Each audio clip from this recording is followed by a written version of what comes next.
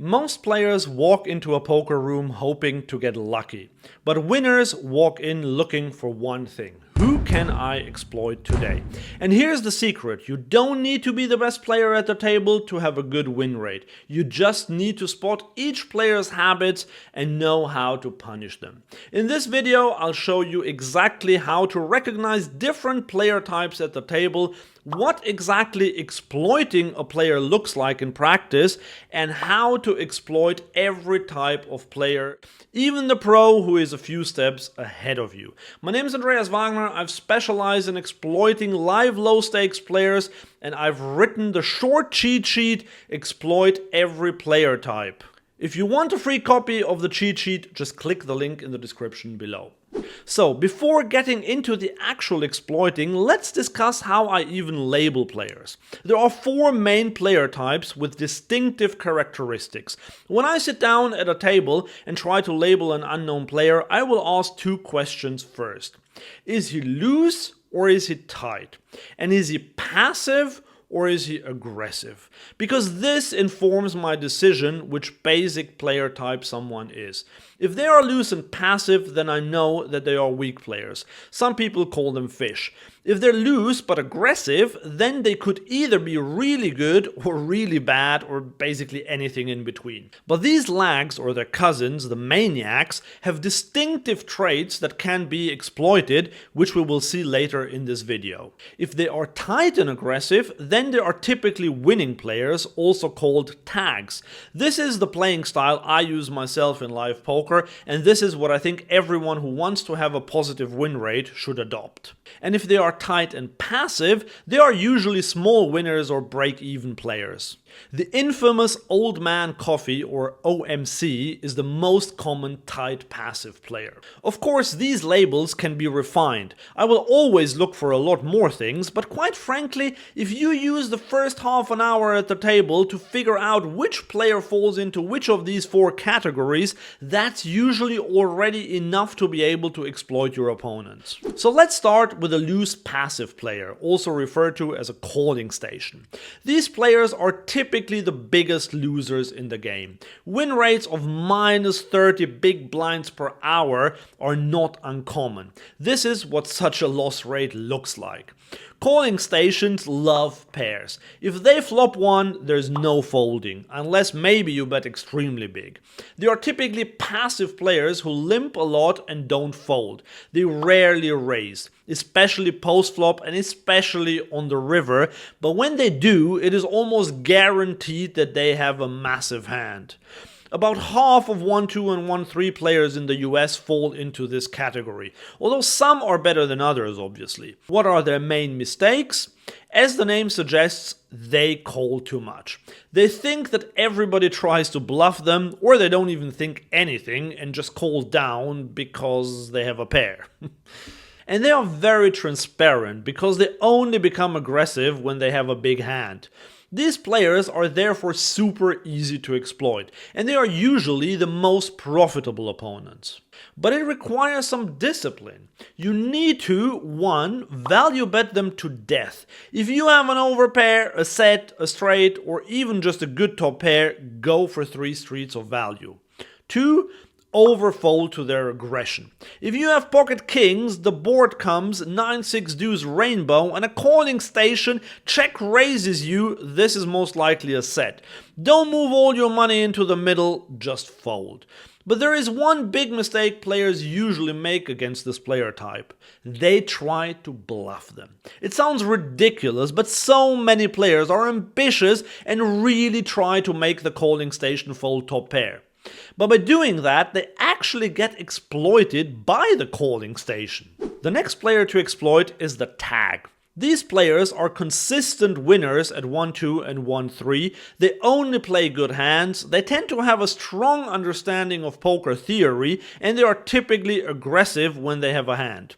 And the good ones have a win rate of around 10 big blinds per hour at 1-2 and 1-3. The weaker ones will still make at least 3 big blinds an hour. Some might be tighter and others might bluff a bit more and open up their ranges a bit more. But in general, they don't like putting money into the middle unless they have a big hand. This makes them very predictable, but they get away with it because most players don't notice that, or if they do, they don't know how to exploit them. But the problem is that even if you know how to exploit them, you won't be able to win a lot of money from these players. You can still exploit them, but it takes some courage. You need to bluff them for a lot of money. Because here's the thing. Tags have learned that their win rate comes from value betting a lot and then folding to significant resistance. They know that most players don't put a lot of money into the middle without a big hand. If you can convince them that you're one of them, they will fold everything that's not the very top of their range. A big check raise on the turn is such an example.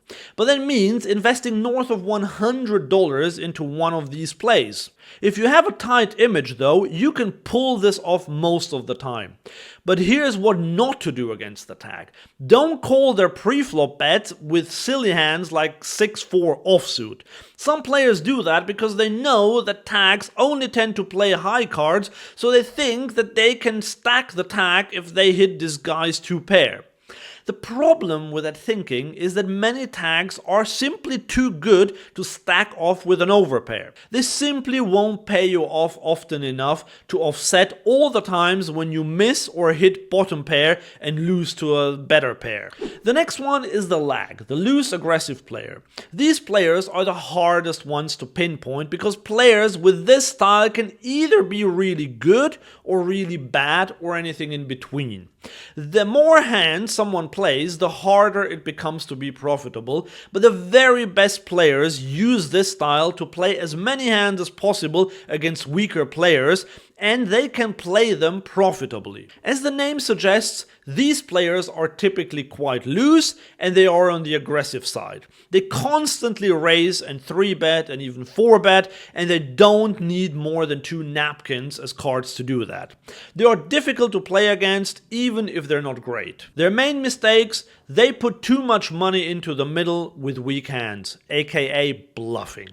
Exploiting them is therefore nerve-wracking. You basically have to put a lot of money into the pot with medium strength hands. Most players hate doing that, but this is the only way to beat the lag who puts you to the test constantly. Say you raise ace-10 offsuit and the lag 3-bets you. Normally I'd say this is a fold, but if you've seen the lag 3-bet with 7-5 offsuit, then this becomes an easy call pre-flop. On a flop of ace-8 deuce, he c-bets half pot. Obviously, we now call with top pair. The turn is a 6. He now overbets. Time to fold given all this aggression? No, of course not against this opponent. You have to call the overbet. The river is a king. He now bets 2 times the pot. Well, you have top pair, but not a great kicker, but against this player, you have to call in this spot. And yes, sometimes you will be shown ace-king or pocket 8s in this spot, and it will hurt, but that's why you have to risk a lot to exploit a true lag. He banks on you folding at some point, so he keeps barreling as an exploit. There is no other way around it. The important thing though is to avoid getting into an ego battle with a lag. If they're good, then you'll struggle making money against them with this strategy. And if they're bad, they might out-aggress you after you try to 4-bet them light. Either way, it's much better to be patient and trap them. And now let's get to the pro. These are the crushers in your games, the guys who make around 15 big blinds an hour. And note that they don't have to be playing for a living, because I realize that usually it is hard to earn a living from 1-2 and 1-3. I just mean the best players in these games that you play. They usually come in 2 forms. They're either a solid tag with strong fundamentals and a good eye for exploits, or they're a really good lag who bumps up every pot and constantly makes his opponents feel uncomfortable. So how on earth can you exploit such a player? Well, everybody has leaks, even these best players, but you will need a magnifying glass to find them. And the problem is that you will notice how unbalanced he is against a calling station, but that doesn't mean that he will be unbalanced against you. And if he is, then it is because he found your leaks, and by being unbalanced, he is exploiting you. The way to exploit the pros is therefore to do something very unpredictable, and that usually involves bluffing for a lot of money. Basically the same approach we talked about in the section about tags. Put that massive check raise in on the turn, 3-bet and even 4-bet them pre-flop, especially if they don't know you or you have a tight image. Either way, you'll have to become comfortable with putting a lot of money into the middle with weak hands to exploit the pros. But in general, I would advise to avoid playing against these players. Long term, you will break even against them at the best, so don't try to outplay them. A lot of players want to duel the pros. They will raise them, call them, they try everything to be in the pot with a pro. This can be great if you want to improve as a player, but it will cost you money. View it as paid training. But if you want to maximize your winnings, then avoid these players and try to play as many pots as possible with the weakest players in the pool. There are more player types like the OMC, the normal reg, or the true maniac. I talk about how to exploit these player types in the cheat sheet that you can get for free by clicking the link in the description below. There you'll also get a short written version of all the player types discussed today. And if you want to find out how to exploit players who limp too much, then this is just the video for you.